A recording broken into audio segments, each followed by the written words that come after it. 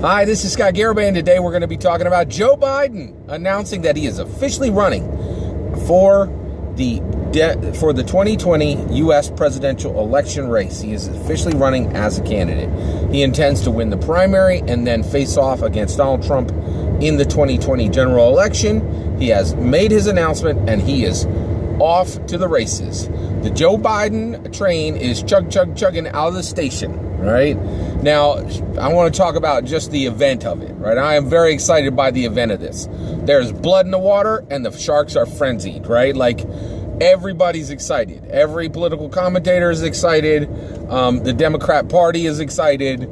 The media is excited. Like all the key agents, right? All the elements of the political U.S. presidential election race, they're all frothing. Right, like it is kicking off. This is huge news. I read in one article that Bloomberg actually dropped out of the race just because he thought Biden might run, and that if Biden ran, Michael Bloomberg and Biden were so much alike, and Biden had so much momentum already from that he would get crushed. So like Biden is a big dog, and he is starting, right? So right now I want to talk about who Biden is. What are his policies? What are his chances of winning? Okay? And I'm probably going to add in a little section in there too, which is, should he win, right? All right. So who is Joe Biden? Well, this is the simplest, easiest part of this whole video. He is Obama's vice president, right? Joe Biden is, he came from Scranton, Pennsylvania. I think he was either a senator or a congressman from Wilmington, Delaware. And he is he's a decades old politician, and more than anything on his rap sheet, Obama's vice president for 8 years. And guess what? He crushed it at that job. He was a great vice president. He took bullets for, he didn't take a physical bullet for Obama.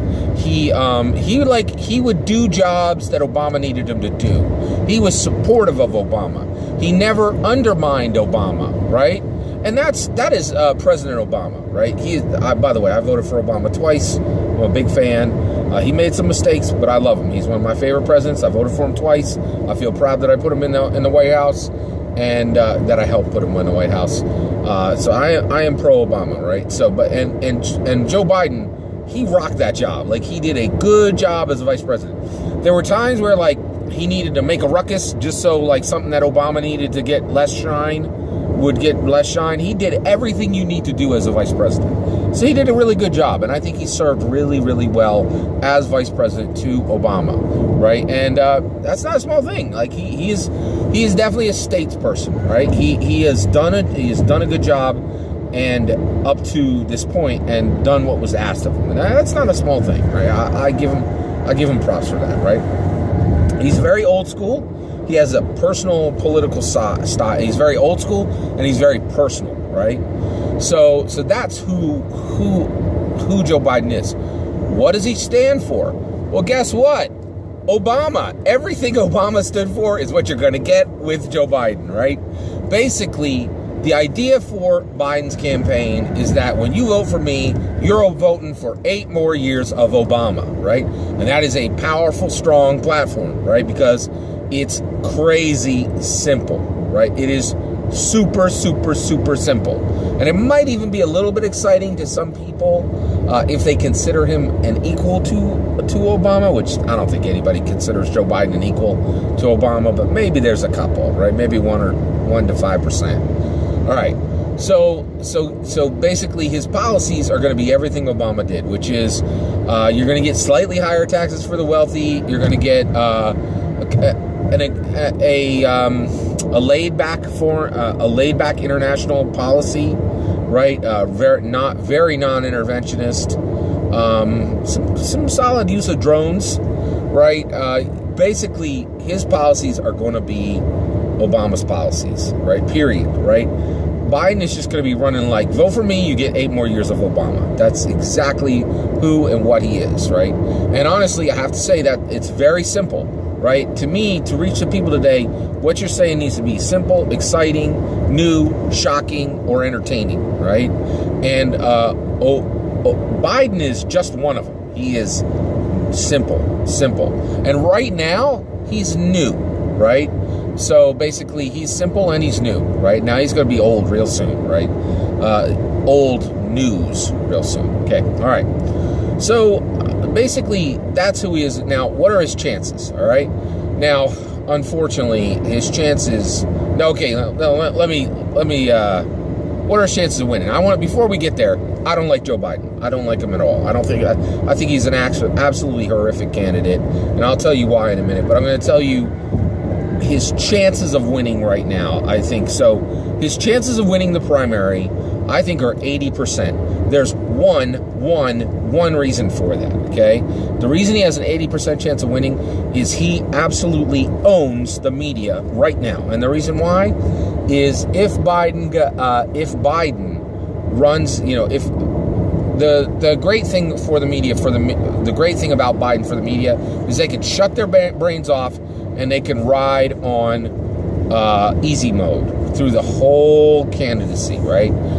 Basically, they can cover Biden exactly the same way they covered Obama with a couple of tweaks, right? Biden is a super safe, super simple, dyed-in-the-wool, pure Washington insider.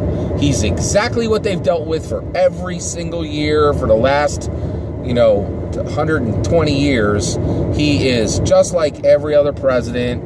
He is, he's a pure politician, pure Washington insider, and they know exactly how to deal with him. They know, and they can do the dance with him, right? So the media absolutely loves Biden because they can do the dance with him. They know the steps. They know the 1, 2, 3, right? It's comfortable. They don't need to think about anything with Biden, right? They can answer their stupid questions, and he can give them their ridiculous, stupid politician answers back, right? It's just going to be easy mode for everybody, right? Softball questions to Biden. Biden kicks back his stupid politician answer in that stupid politician patois that all Washington insiders have, right? I have to say, I detest the idea of Joe Biden because, and this is a little selfish. This has nothing to do with me as a citizen, right? I love this country. I want the best for this country, right? But I have to make a confession to you, my viewer. I watch politics the way most people watch football. I love the sparks that fly off of exciting content and coverage. Seeing people ask Andrew Yang questions, man, nobody knows anything about UBI. They're like, what is this crazy plan? Tell us more, right? Like, it's all over, right? Like, they got crazy talk coming off from, it's crazy time when you talk about Andrew Yang. He's like, Andrew Yang saying stuff like, I'm going to let out all the low-level drug offenders on day one and high-five them on the way out of prison. Like, that's sparks flying off the rail, man. I love that stuff, right? It is entertaining, and I really get a lot of entertainment from watching politics, right? Boy, you put Joe Biden in, man, it's sleep mode for everybody. Like, every stupid I should not use the term stupid, my apologies. Every milquetoast reporter out there is just going to serve a bunch of softball questions, and he's going to give his ridiculous politician answers back. And what do I call a politician answer? Politician answers are the answers that you get, that the answers for questions that you don't really need to ask because you know the answer before you even get it out of your mouth. And here's the thing, Biden ain't going to say a single thing different than Obama would have said, and we know what Obama would say because he was president for 8 years, which there ain't going to be any surprises coming out of Biden's mouth. Nothing is going to be surprising. Right? It's going to be you don't need to ask him because you know the answer you're going to get before you ask it. That is a Washington insider. Somebody who always gives you that platt, answer that's safe, that's been crafted in some committee, that they've, really carefully practiced. Right? There's a lot of things I don't like about Donald Trump, but I love the fact that when you ask Donald Trump a question, you got no idea what's going to come out of that dude's mouth, right? It is absolutely entertaining, right?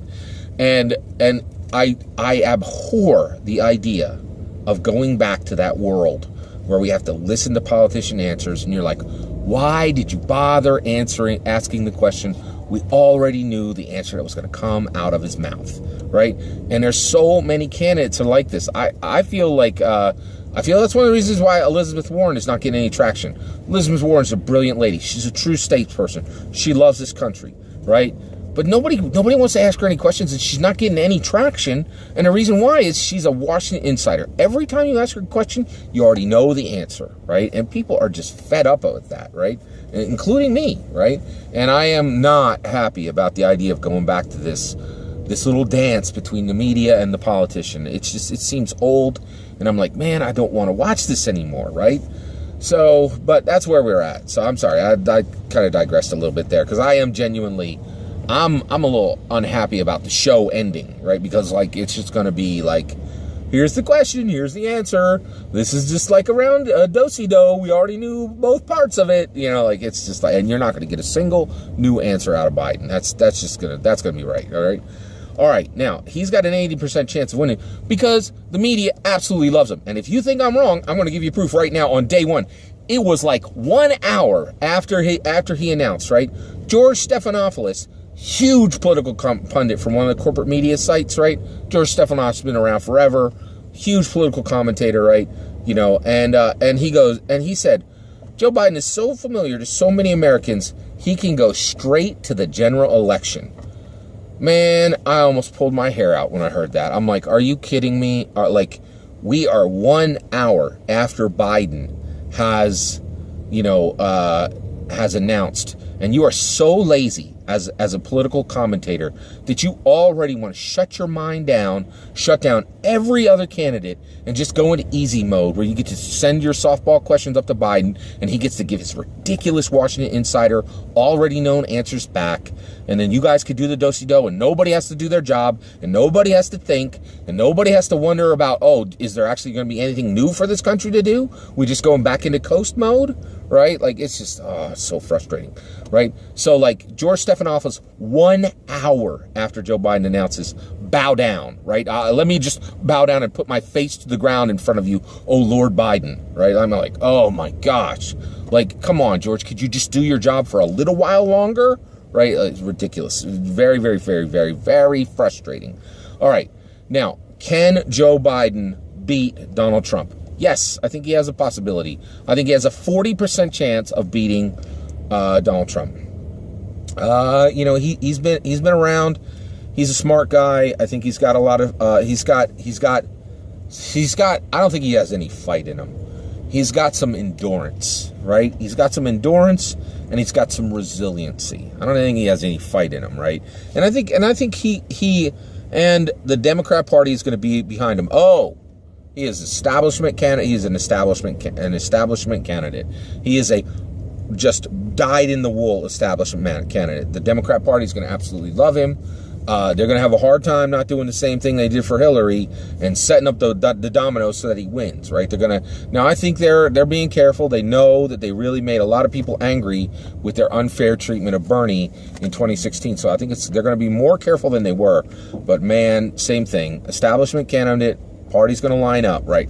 Now, okay, Joe Biden has every right to run. I have a respect for him as an individual and as a politician. Say, I'm throwing my hat in the ring, right? But I have two reasons why I think the entire Democrat voter base should give him a hard reject now and say, you, sir, needs to step back. You have absolutely no business running for the following reasons. Here's the two, okay? Reason number one is identity liberties. The Democrat Party likes to say that they're not the same party they were 50 years, 100 years ago. I want to give them the benefit of the doubt, right? And one thing I will say, they have been there for people who want identity liberties. What are identity liberties? These are liberties for people of color. These are liberties for people who have rainbow-aligned identities, right? And if you look at the candidates that are in the Democrat pool, you can see them, right?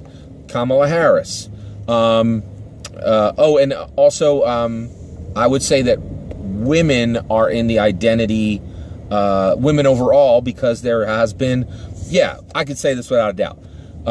Identity liberties, right, definitely include women. And the reason why is there has never been a woman president in the history of the United States of America. And so for 30 years, right? For 30 years, easily, the Democrat Party has been saying, you're a woman, you're a person of color, you're a rainbow-aligned identity, we got your back. Look at who we're running, right? Here's Barack Obama. Here's Hillary Clinton. This year, here's Pete Buttigieg. Here's Kamala Harris. Here's Elizabeth Warren, right? And when it comes to identity liberty, they're saying, listen, you want the default mode president, right? The same type of president that was the president for 43 presidents before Barack Obama. You want that default mode? You go find that over on the conservative side. We ain't serving that up here, right? We are dedicated to identity liberty, right? That's what the Democrats have been saying for 30 years, right? And they really started saying it with Barack Obama. And they really started saying it with Hillary Clinton, right? Now, if Joe Biden is not told by the Democrat voter base, get yourself out of this race as soon as possible, we got other real identity people, like people who have had struggles attached to their identity, right? So like Elizabeth Warren can tell you stories saying, hey, I as a woman faced struggles because I am a woman. Kamala Harris can say, I'm a person of color. She has intersectionality. She has high intersectionality. She can say, I have faced struggles because I'm black. I have faced struggles because I'm a woman, right? Pete Buttigieg, right? He can tell you, hey, it wasn't as easy for me to get married as it was for you to get married, right? I am a rainbow-aligned identity, right? And so all of these, right? And so for 30 years, right, and certainly for the last 15, the Democrats have been saying identity, liberty matters to us, right? They go with Joe Biden and they're saying, nope, that's all shut down, right? We're going default mode president too. So now in America, if you want a default mode president, the same type of person who was president for the first 43 presidents before Barack Obama, you get that from the Republicans and you get that from the Democrats. The Democrats are right there with the Republicans. We want the same old default mode president, right? You cannot bring Joe Biden in. You can't, right? It's default mode presidency. You cannot do it, right? And still hold your head up as a Democrat and say we still care about identity liberty. You cannot. If the Democrat voter base accepts him, that's all she wrote. Like basically they're in the same boat as the Republicans, right? So I just really feel from that perspective, you can get him out, right?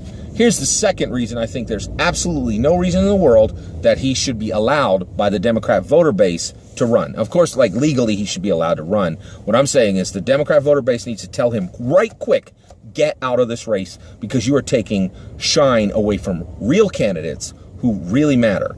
Andrew Yang, first Asian president. He's not a person of color. He's a minority, right? So, but he is identity liberty. He will be our first Asian presidency. And just like there's never been a woman president, there has never been an Asian president. So he is included in the identity liberties, right? Because of his Asian identity, right?